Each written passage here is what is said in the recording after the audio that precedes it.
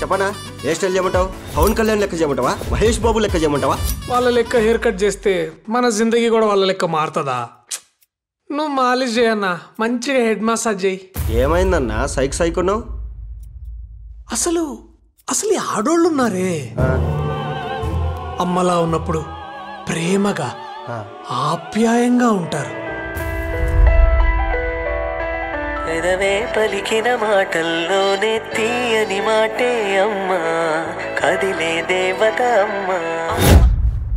ఆ అమ్మాయి ఒక చెల్లిగా ఉన్నప్పుడు సపోర్టివ్గా ప్రొటెక్టివ్గా బిహేవ్ చేస్తుంది. అన్నయ్య అన్నావంటే ఎదురవనా. అదే పిల్ల ఒక లవర్గా ఉన్నప్పుడు క్యూట్గా పబ్లీగా మనల్ని ఎంత అండర్స్టాండింగ్ చేసుకుంటారంటే మెల్లగా కరగని రెండు మనసుల దూరం చల్లగా.